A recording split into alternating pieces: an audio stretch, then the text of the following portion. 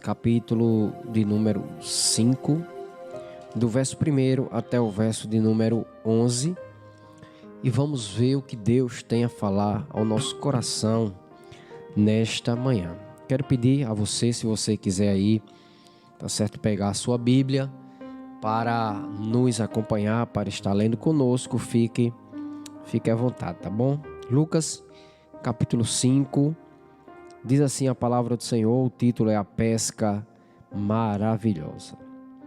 Aconteceu que, ao apertá-lo a multidão para ouvir a palavra de Deus, estava ele junto ao lago de Genezaré. E viu dois irmãos junto à praia do lago. Mas os pescadores, havendo desembarcado, lavavam as redes. Entretanto, em um dos barcos, que era o de Simão,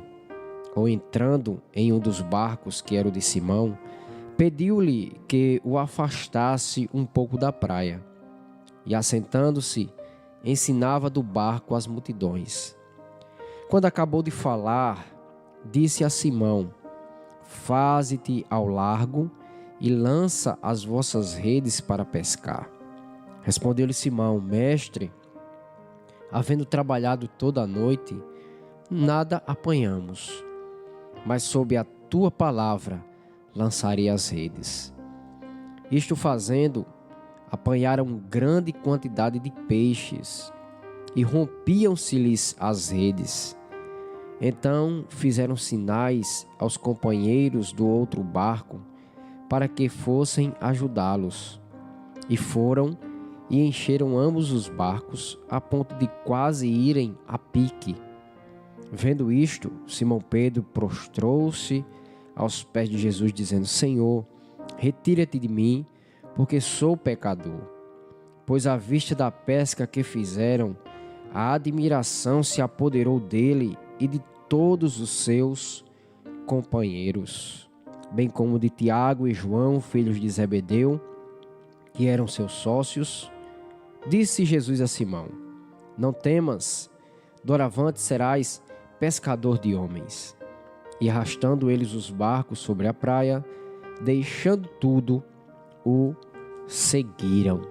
Que Deus aplique a sua palavra, queridos, em nossos corações. Vamos fazer uma breve oração.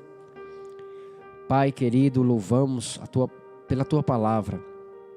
Queremos, ó Deus, pedir que o Senhor fale nesta manhã ao nosso coração. Ó Deus, que essa meditação sirva para a nossa vida, para o nosso viver. Nos usa com o teu poder. Perdoa os nossos pecados, as nossas falhas. Dai-nos intrepidez com o teu Espírito Santo para que a gente possa anunciar a tua palavra. Em nome de Jesus. Amém. Queridos, essa passagem nos traz muitos ensinamentos para a nossa vida.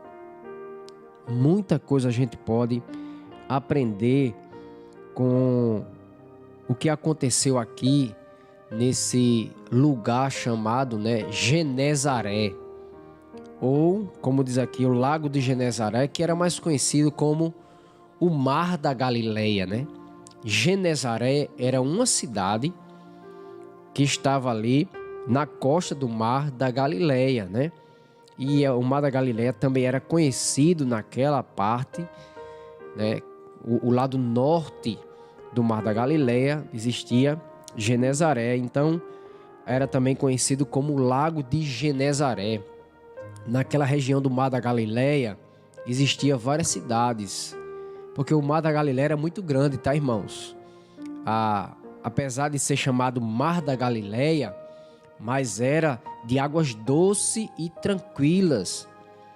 Era um lago, Mas pela sua extensão era chamado de mar.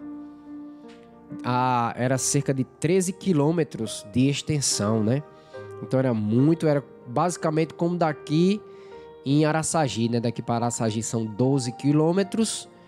Então dava mais um pouquinho ainda, Então era muito grande o Mar da Galileia e aquele lago.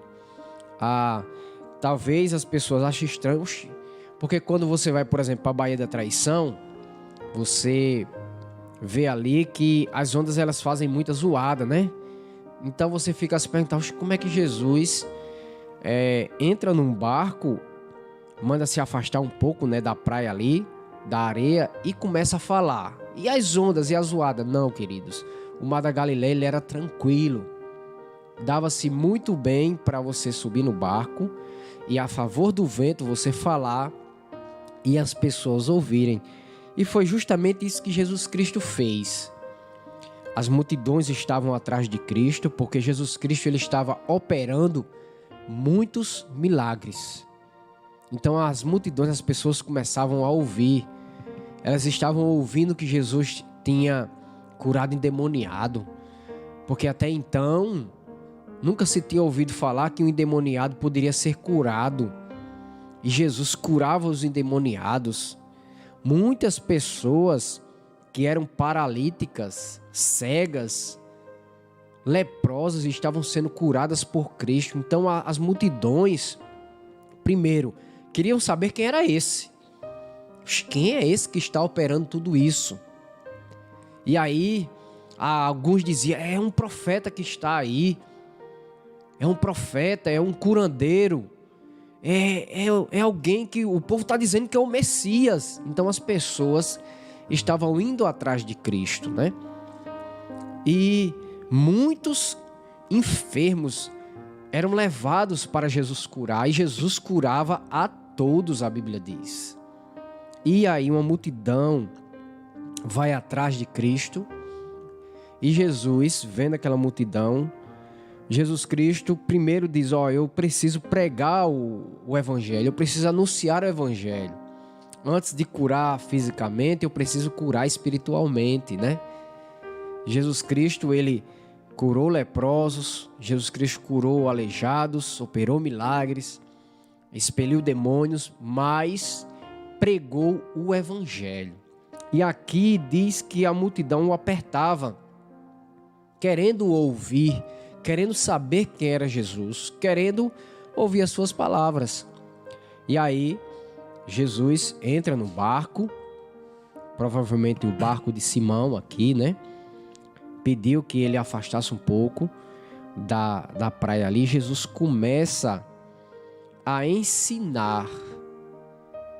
Que coisa importante. É o ensino. Jesus vê aquela multidão. Então Jesus Cristo começa a ensinar. Aqui a Bíblia não diz o que é que Jesus estava ensinando, mas nós pressupomos que o que Jesus ensinava era o Evangelho, eram as boas novas de salvação. O que Jesus ensinava era a verdade. Aqui os evangelhos não falam qual era o discurso de Cristo, mas provavelmente era um discurso onde as multidões ficavam maravilhadas. Se nós voltarmos um pouquinho em Lucas capítulo 4, e o verso número 32, ou melhor, o verso 31 dizia assim: E desceu a Cafarnaum, cidade da Galileia, e os ensinava ao sábado.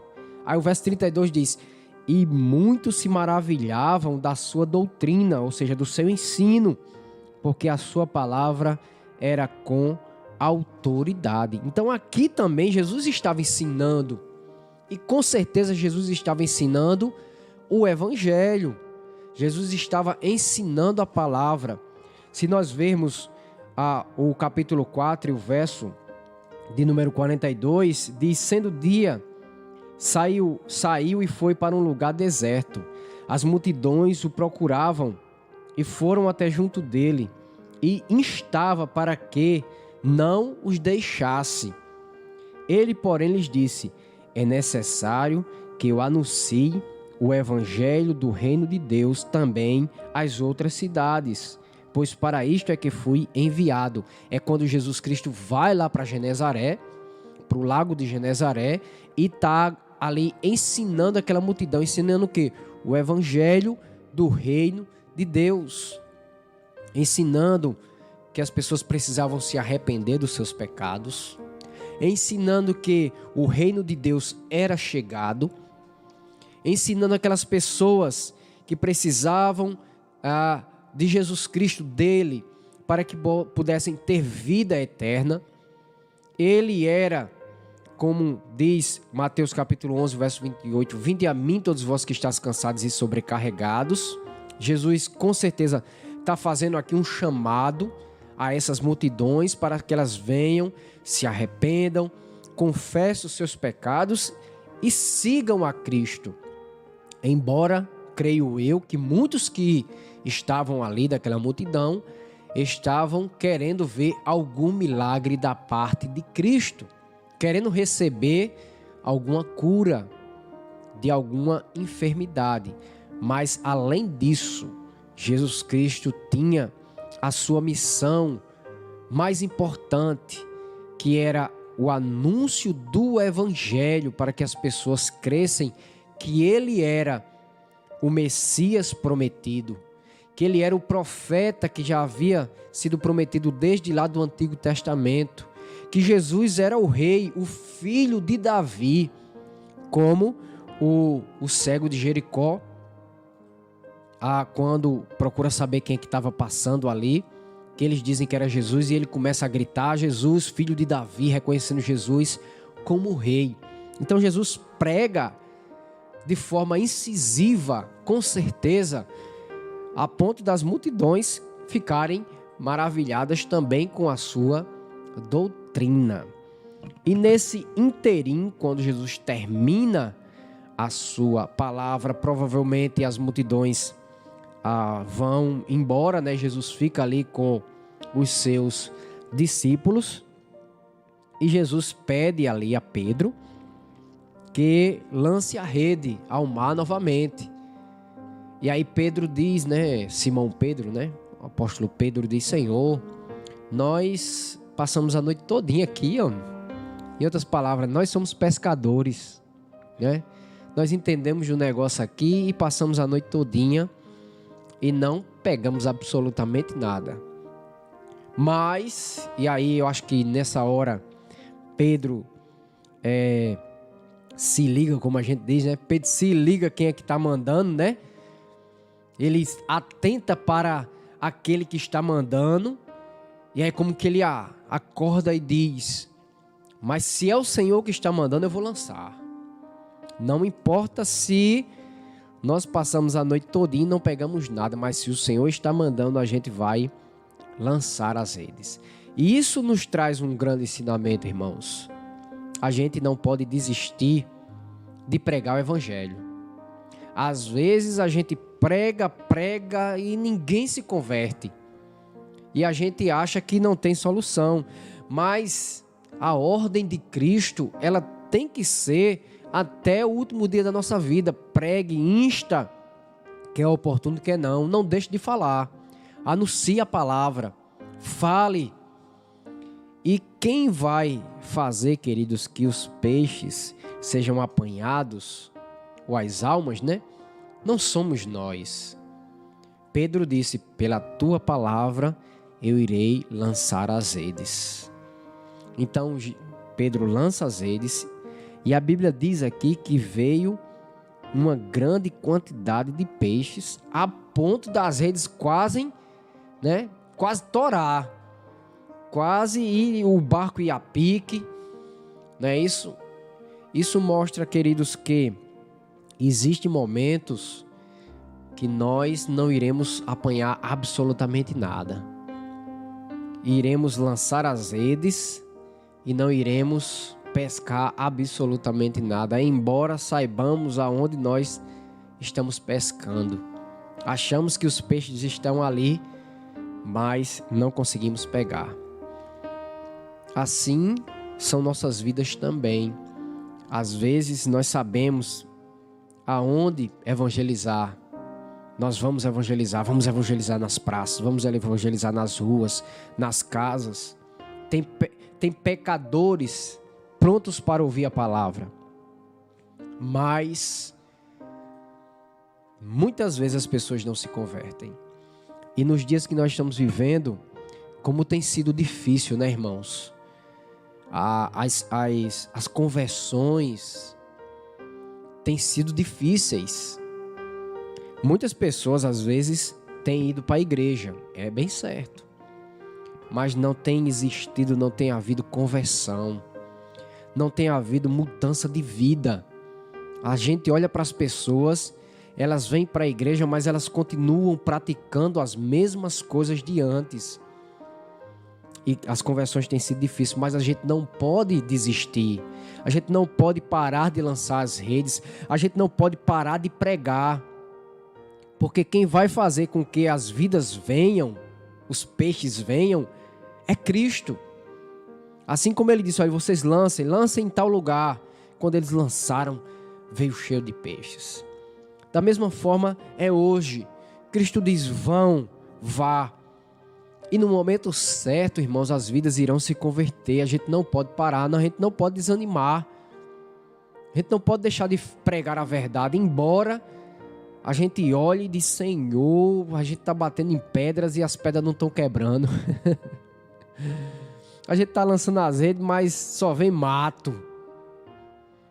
Mas não podemos desistir que no momento certo Deus vai fazer com que as almas venham. As almas irão brotar no momento que Deus quiser. Então, assim, isso é importante para todos nós.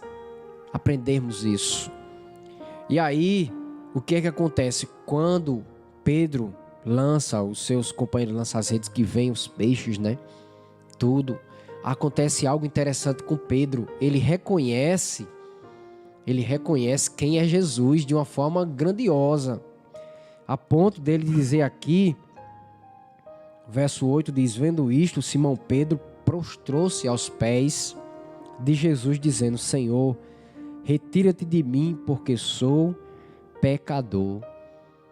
Irmãos, existem momentos da nossa vida que parece que a gente não está entendendo quem Jesus é. Não está acontecendo nada na nossa vida. A gente não tem um olhar, uma visão espiritual. E parece que tudo está normal. Mas Deus às vezes faz com que aconteça algo na nossa vida para que a gente possa perceber. E muitas vezes não é só coisas boas não, às vezes é coisas ruins também. Deus às vezes permite que aconteça coisas ruins para que lá na frente venha uma coisa melhor. Por exemplo, os discípulos passaram a noite toda pescando, não pescaram nada. Às vezes a nossa vida também está assim, seca, uma sequidão. Não está acontecendo nada, a gente faz as coisas, mas não temos retorno. E a gente muitas vezes se entristece, parece que a gente perde a esperança, como que nada de sobrenatural fosse acontecer. Mas aí Deus entra em cena, Deus realiza coisas grandiosas. E aí é quando a gente percebe a grandeza de Deus, a mão soberana de Deus, e a gente cai em si e diz, Senhor, me perdoa. Me perdoa porque eu não estava conseguindo observar e ver quem Tu és. Foi necessário acontecer esse milagre, foi necessário acontecer isso na minha vida para que eu pudesse enxergar quem Tu és. O Deus soberano, o Deus grandioso, o Deus poderoso, o Deus que faz muito mais daquilo que pedimos ou pensamos. E aí a gente cai em si, a gente diz, Senhor, me perdoa. Eu sou um miserável pecador. Como eu não consigo enxergar o Teu poder? Como eu não consigo enxergar a Tua soberania na minha vida? Me perdoa, dai-me forças para que eu possa Te servir. E aí o que é que acontece aqui? Pedro se prostra, assim como nós também devemos nos prostrar diante de Deus, seja pelas coisas boas que acontecem na nossa vida, seja pelas coisas mais também que acontecem. Sabe por que muitas vezes vem provações para nós, vem dificuldades, vem lutas? É para que a gente seja provado, para que a gente possa confiar não no nosso braço, mas em Deus, para que a gente possa se achegar a Ele e dizer: Senhor, eu sou fraco, Senhor, com as minhas forças eu não consigo, eu dependo de Ti, eu preciso de Ti, eu estou em Tuas mãos, faz em mim aquilo que é do Teu agrado, muda a minha vida, me transforma, faz-me um vaso de bênção em Tuas mãos. Deus muitas vezes permite que essas coisas aconteçam para que a gente se achegue a Ele e Ele mude o quadro da nossa vida. Ele nos transforme, nos liberte, nos dê um novo alvorecer, nos dê esperança, porque Cristo em nós é a esperança da glória.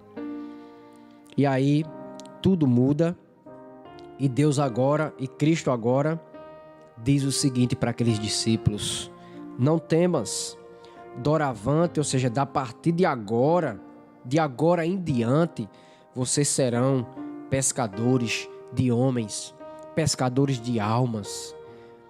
Sabe o que a gente aprende com isso? Quando a gente vê o milagre de Deus na nossa vida, não tem como a gente continuar sendo o mesmo. Quando Deus age na nossa vida, que Ele nos transforma, que Ele nos dá uma nova visão, agora nós queremos fazer aquilo que agrada a Ele. Nós iremos falar de Jesus para as pessoas. E como é bom a gente falar de Jesus.